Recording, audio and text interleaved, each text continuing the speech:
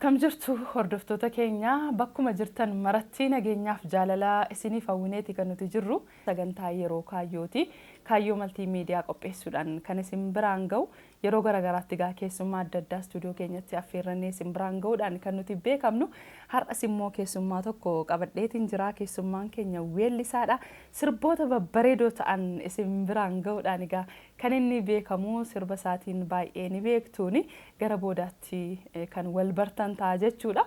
Egaa ispoonsarri sagantaa keenyaa dhaabbata daldala buna qarcaanshee akkasumas immoo baankiin Awaashis ispoonsara Plaatiineemiitii guddisneetii kan nuti isaaniin galateeffannu.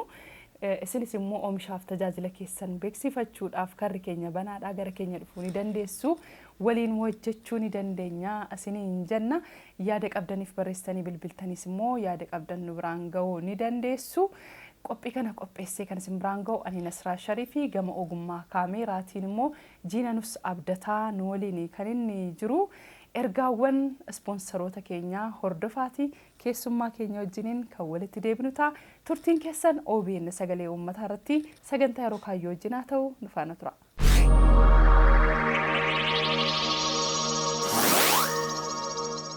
Guyyaa guyyaan jijjiiramuun bara baraan guddinni aadaa keenyadha. Bara baraan biqiltuu bunaa sanyii filatamaa miiliyoonaan lakkaa'amu bilisaan qonnaan bultootaaf raabsuun manneen barnootaa daandii fi bishaan lafa jalaa qonnaan bultootaaf ni mala jennees ijaarre. Teknoolojii haaraa qonna bunaa gara biyyaa galchuun biyya keenyatti madaqsuun dirree diriiraa irratti buna oomishuun homtuun hundursu. Buna eenyummaa keenya ibsu addunyaatti bifa adda addaan erguun biyyattii keessatti sadarkaa duraa irratti argamna. Aadaan keenya calaqqee keenya jennee buna qalaadhaan keessummoota addunyaa simanne. Maarree kana hundaaf qonnaan bultoonni ragaa keenyadha. Qarcaanshee Trading. Qarcaanshee Trading. Biyyi mana ofiiti kan guddistee abbaa biyyaa nu taasiste biyya nu guddiste guddisuuf egeree bareedaatti ce'uuf jireenya maatii firaa fi aantee ofii kan boruu miidhagsuuf tattaaffin har'aa milkaa'ina boruu akka ta'uuf qusannaan har'aa bu'aa qabeenya boruu akka ta'u malli hojii haaraan dursuudhaan ga'umsa tajaajilaatiin maamiloota isaa gammachiisaa tattaaffi keessan tumsuudhaan hawwii keessan boruu kan dhugoomsu baankiin keessan isiniif jira. Lammiilee fi dhalattoonni Itoophiyaa guutuu addunyaarra jiraattan baga gara biyya keessanitti dhuftan baankii keenyaa waliin hojjettan tattaaffin keessan har'aa boru dagaaginatti isiniif jijjiirama. Baankii keenyatti sharafa biyya alaatiin kan banattan filmaatawwan qusannaa garaagaraa fi tajaajilawwan liqii xixinnaa fi yeroo dheeraadhaan kaffalaman adda addaa ni argattu. Bu'a qabeessummaa isaatiin baankii dursaa akkuma ta'e hundaa isinis milkaa'ina keessaniin akka dursitan isin taasisa. Banki Awaash. Yaa hamilee amtu sarara abee yaquufa barada yaa hamilee amtu sarara abee yaquufa barada. Tole egaa duratti keessummaa tokko qabadheen jira jedhee hordoftoota keenyatti himaatan ture. Egaa Iskindar Taammiruu stuudiyoo keenyatti si affeerree waan dhufteef guddisnee si galateeffanna. Hordoftoonni keenya si beeku jedhee tayyaada. Sirbi kan kee jammartee immoo shillalaashii jedhu baay'ee ilaalameera hordoftoota biratti waan ta'eef si beeku jedhee tayyaada. Egaa warra dhiyeenya kana gara hojii aartiitti makamanii waan gaggaarii hojjetaa jiran keessaa atis tokkodha. Baay'ee bareedaadha. Egaa uffannaa aadaatiin akkasittiin bareeddee dhufteetti kanatti jirtu. Sirba kee keessattis akkaataa dhuma kanaan kanatti hojjette meemee hordoftoota keenyaaf ibsimee akkaataatti uffattee jirtu kun kan eessaati wantoota qaqqabattee jirtu kana? Egaa uffannaan amma uffadhee jiru uffannaa qonnaan bulaan keenya naannoo Shawaa Lixaa kanatti uffatudha. Yeroo hojii isaattiin uffateetu malee yeroo bashannanaa miti kuni. Kun egaa hunduu hin beeka kan dhiirri qabatudha kan shimala kuni. Kun immoo alangeedha amma farduma ittiin dhufe kanan dhaabee ittiin oofudha alangee kana. Caammattiin kun egaa yeroo baay'ee seenaa guddaa qabdi.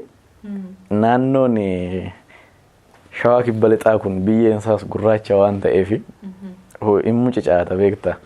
Hojiidhaaf waan hin mijanneef kun immoo lafa baay'eetti qabdi. Sanaaf hin filatamti yeroo baay'ee. Kanaaf kana fakkaata egaa uffannaan kun. Egaa mee gara hojii aartiitti yoom dhufte kan jedhu irraa haa jalqabnu laata? Tole hin danda'ama. Hojii aartii egaa jalqabuma hojiin aartii kun kenna wayiiti. Ani hojii kana kanan eegale manumattan eegale kanuma weellistoota gurguddoo kana jaallatamoo kana sisirbuudhaani. Sana booda ogummaan qabu kan ammoo ijoollee baay'ee ciccimoo jaratti deemee jaratti makamuudhaan gara hojii kanaatti galuu danda'e. Tole mee gaamma sirboota anamma kaase kana lash godhii akkasumas immoo sirba kaanis kan jaalalaa wayii sirbiteeti kanatti jirtu mee sirboota meeqa hojjetteettaati? Ammaaf kan gabaarra oolee jiru sirboota sadiidha. Anaaf moojii kan jettu audiyoo tokkoo fi shillalaa ishii lash godhi xallaa viidiyoodhaan jara lamaan kana jira.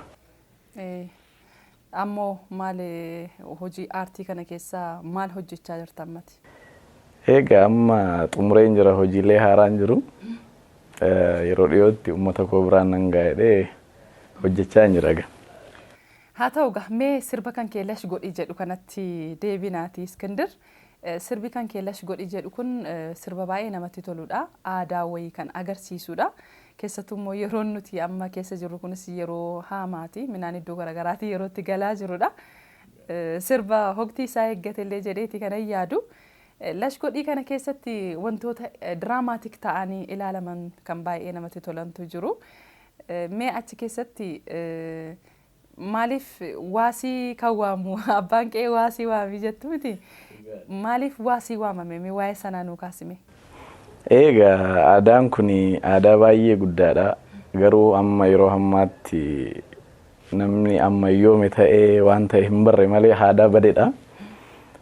Naannoo kibba shawaa lixaa warra maanyaa qotu kana warra bachoo kana achitti beekamaadha yeroo baay'ee.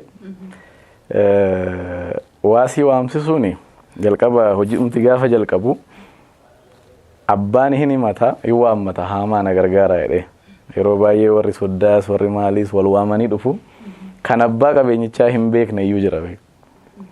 Kanaaf bakka haamaa sanarratti wal ga'aniitu abbaan qabeenyaa sun qonnaan bulaa baay'ee kabajamaadha yeroo sanatti. Waan kabajanuuf hinaamu inni yeroo sana. Akkuma viidiyoo irratti argite gidduu seeneetu eebbiseetu daangaa agarsiisee gamaa gama nadheetu gidduudhaaf ba'a waasii waammate. Waasii kan inni waammatu immoo akkuma achirratti jennu yoo warri jigii sun yoo farsoon jalaa qallate yoo daabboon haphate yoo wanti jigii sana barbaachisu yeroodhaan dhufuu baate abbaa komatan sana waasii kan ta'u. Namichi waasii sana dhaabbatee hin deema jechuudha gara qe'eetti farsoo sana maal sana totolchuu deema. Kanaaf waasiin kan waamamu ulaagaadhuma achirratti guutamu sana kan wabii ta'ee guutu sanadha. Ayyee baay'ee namatti tola. Egaa waa'ee sirba kanarratti illee ijoollee keenya wajjin haasaa turre aadaan kun yeroo ammaa kana hin jiru badaatu deemaa jira kan jedhudha. Haalli itti daboodhaan sirba kee kana keessatti amma waan guddaadha kan ilaalamu daboodhaan guuza waliif ba'anii akkaataatti waliin hojjetanudha. Aadaan waliin hojjechuu kun jiraatuyyuu akkaataan atitti sirbite kun waasii waamuun maaliin kun afaa akka deemaa jirudhallee kan ka'ee jiru waan ta'eef sana iddootti deebisaa deemuudhaaf immoo isin kaka'umsi keessan haala kanaan jiraachuunsaa kan jajjabeeffamudha. Kan biraan achi keessatti immoo nama tokko hiitaniitu miti? Dhugaadha waasii sana.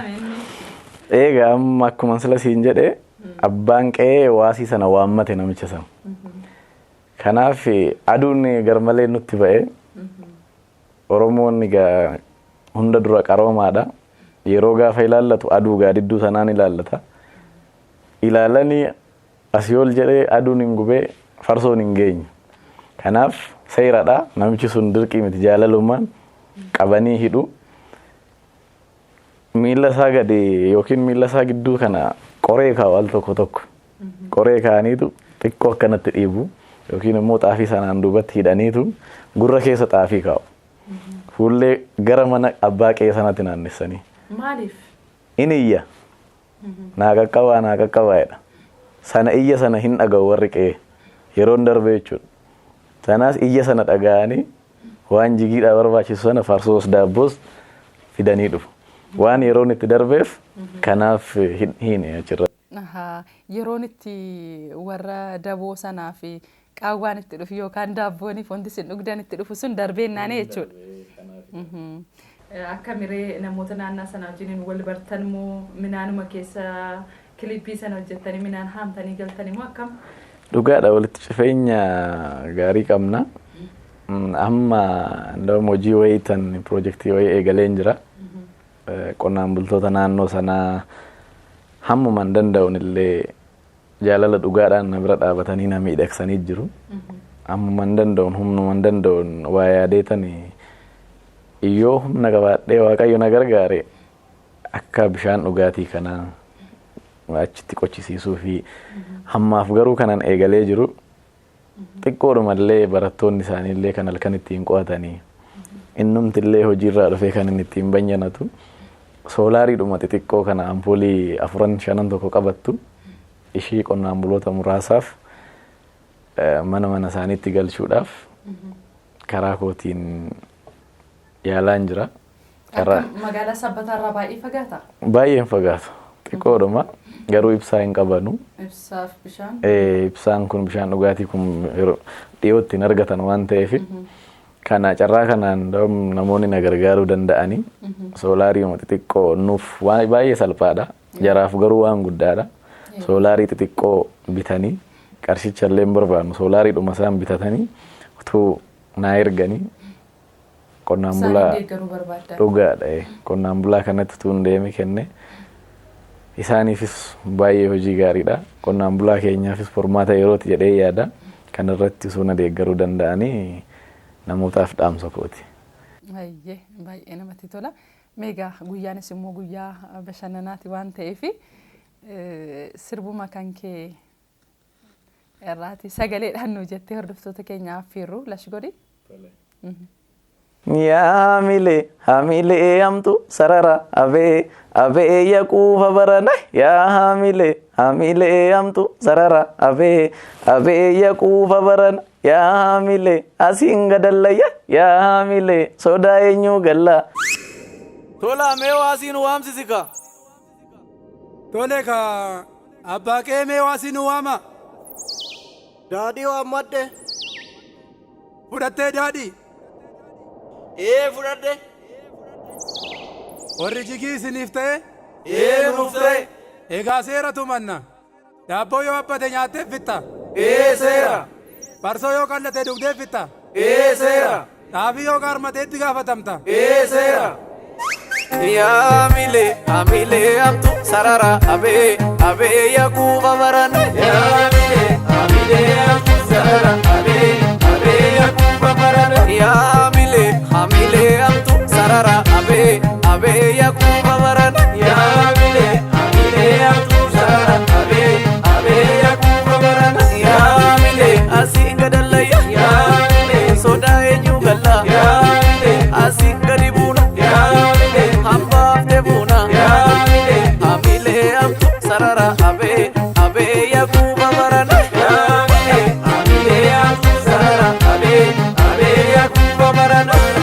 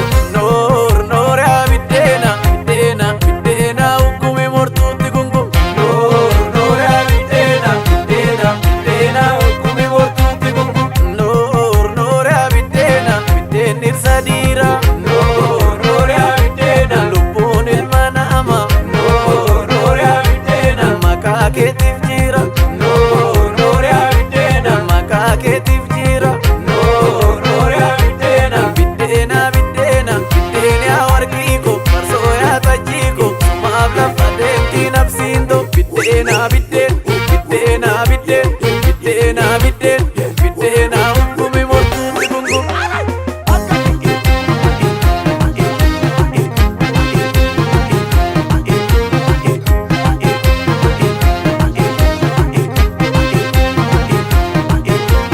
Gooftaa warra amma maqaa kecha doorsiin jette faranjiin otoo bisii kecha. Gooftaa warra amma maqaa kecha doorsiin jette faranjiin otoo bisii kecha. Gooftaa warra amma maqaa kecha doorsiin jette faranjiin otoo bisii kecha. Gooftaa warra amma maqaa kecha doorsiin jette faranjiin otoo bisii kecha. Maali takkittiin ati nattiin deemtu itti firfirsuus bira wallaan geessu. Maali takkittiin ati nattiin deemtu itti firfirsuus bira wallaan geessu. Joorroo kotee qamadii imaamito tokkotti naa taphati. Joorroo kotee qamadii imaamito tokkotti naa taphati. Imaamato tokkotti naa taphati. Ayyootiya tokkotti naa taphati. Akkanatti faarfatanii uummata kanke kanan irraanfatanii. Akkanatti faarfatanii uummata kanke kanan irraanfatanii. Akkanatti faarfatanii kan mana gooftaa kanan irraanfatanii. Akkanatti faarfatanii kan mana gooftaa kanan irraanfatanii. Akkanatti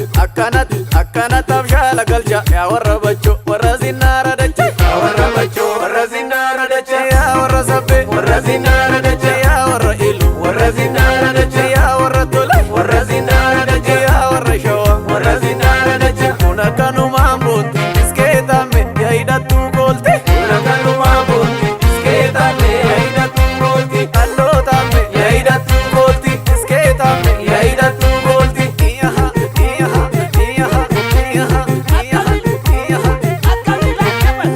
Abuuko dhangalaka'eeto mikkanyaake achi gada'eeto. Abuuko dhangalaka'eeto mikkanyaake achi gada'eeto.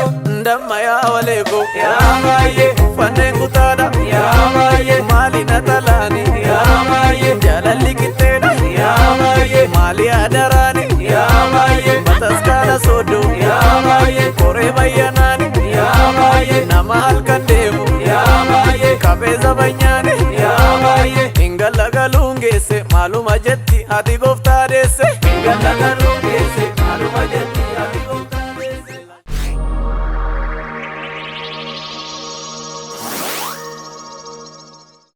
Biyyi mana ofiiti kan guddistee abbaa biyyaa nu taasiste. Biyya nu guddiste guddisuuf egeree bareedaatti ce'uuf jireenya maatii firaa fi aantee ofii kan boruu miidhagsuuf tattaaffin har'aa milkaa'ina boruu akka ta'uuf qusannaan har'aa bu'aa qabeenya boruu akka ta'u malli hojii haaraan dursuudhaan ga'umsa tajaajilaatiin maamiloota isaa gammachiisaa tattaaffii keessan tumsuudhaan hawwii keessan boruu kan dhugoomsu baankiin keessan isiniif jira.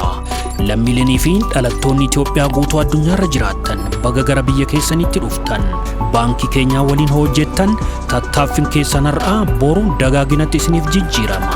Baankii keenyatti sharafa biyya alaatiin kan banattan filmaatawwan qusannaa garaagaraa fi tajaajilawwan liqii xixinnaa fi yeroo dheeraadhaan kaffalaman adda addaa ni argattu. Bu'a qabeessummaa isaatiin baankii dursaa akkuma ta'e hundaa isinis milkaa'ina keessaniin akka dursitan isin taasisa. Baankii Awaash. Hordoftoota keenya sirba weellisaa Askandir hordofnee beeksisa simbiraan geenye egaa walitti deebineeti kan nuti jirru. Egaa keessummaa keenya wajjiniin walitti deebineerraa sirba keetiin bashannananiiru jenneeti kan nuti yaadnu. Akkaataan uffannaa keessanii, akkaataan nyaataa dhugaatii wanti hundisaa waa wayii mul'isa. Egaa aadaa bareedaa ta'e wayiiti kan inni mul'isu namatti tola. Ituu dubbannu egaa sirba kana barreen gaddaati miti kanatu hojjette? Eeyyee barreen gaddaati. Qamadii baranaa gaafa laaltuu kan biraa yaadne? Egaa mee itti fuufa? Itti fuufa mee nufna ammas. Haa ta'u egaa duratti yeroo ijoollummaa mana keessatti yaalaatan guddadhee kan warra hangafa kootii jechaa turte. Mee kan weellistoota eenyu fa'een shaakalaa turte? Sagalee kee qarataa turte? Egaa ani sirboota hedduutu jira isaan keessaa kan fakkeenya naa ta'ee fi weellisaa ta'uun qabadee kanan xiqqeettiin qabadhee baay'ee jaalladhu kabaju Daawiteedha. Daawitee Mukoonnan sirboota isaa yeroo baay'ee nan dhaggeeffadha. Isumaanan guddadhes jechuu nan danda'a. Sagaleedhaan waan dhageessisika? Tole egaa inni akka xiqqoo natti hin mufanne sirba isaan baay'ee jaalladhu tokko jirti. Asham asham asham asham shaggeeffatuma ayyaanni kan koo yoomiyyuu soma sarda sarda hin sardaamini suuta suutuma qaamni kee martii jismiin kee martu burtukaanuma. Ayyee egaa galatoomi sirbattiin kana dura sagalee keettiin qarataa turte waan nu dhageessistee fi mee egaa sirbootan kan kee ilaale keessatti riitimiin isaanii gara shawaattiidha. Mee gara fuulduraattu godinaalee Oromiyaa garaagaraa waliin ga'uudhaaf wantati yaadde maaltu jira? Egaa hojiilee haaraa keessa akkanuma aadaa babbadan kana deebisuu irratti xiyyeeffadha.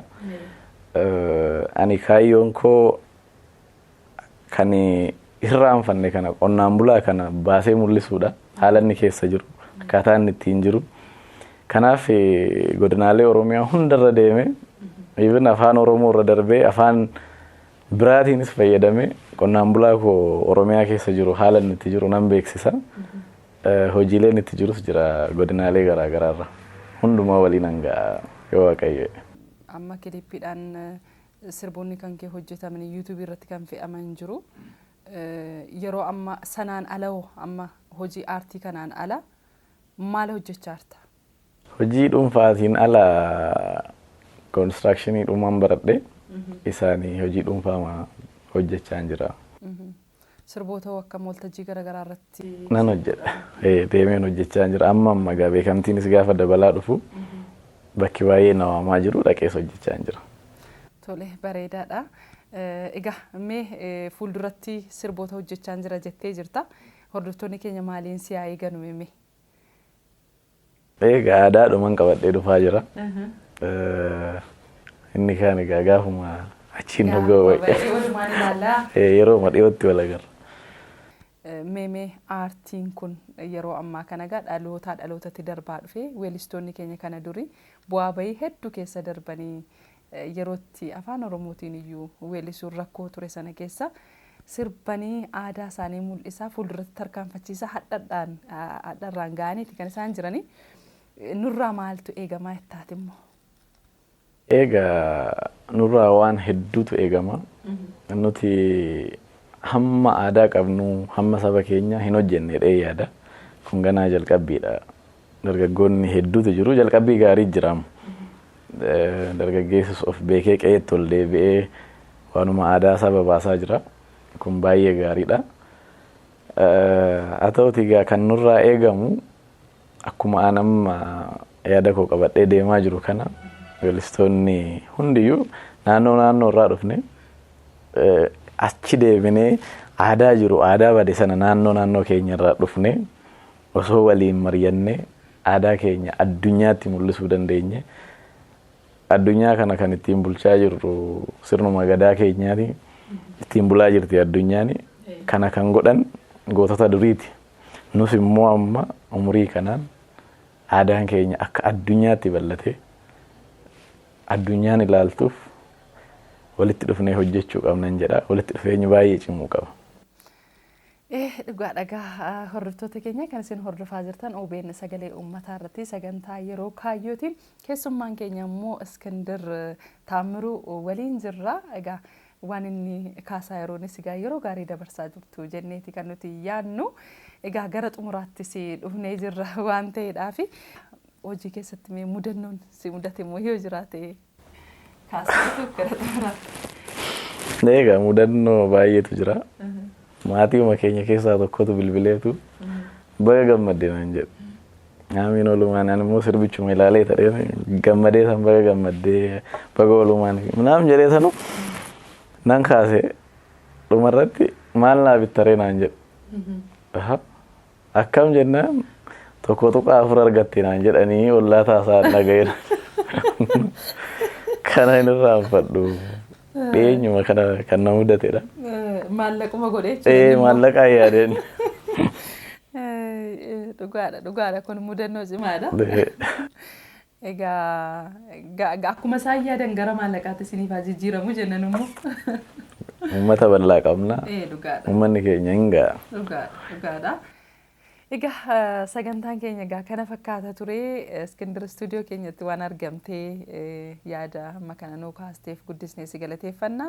Sa'aatii keenyatu gabaabaadha malee waan baay'ee hin kaafna jedheetanii kanan yaadu. Keessummaan keenya sigaa nagaadhaan gara iddoo dhufteetti deebiin Gara haamaa keetti dhige haamaan ga'e haamaatti deebi'an. Haa ta'u gaa. Qopheessee kan isiniif dhiyeessee ani Nasraa Shariifii gama ogummaa kaameeraatiin Injiinanus Abdataan waliin ture. Torban kun torban nagaaf jaalalaa isiniif haa ta'u fayyaa nuu ta'a.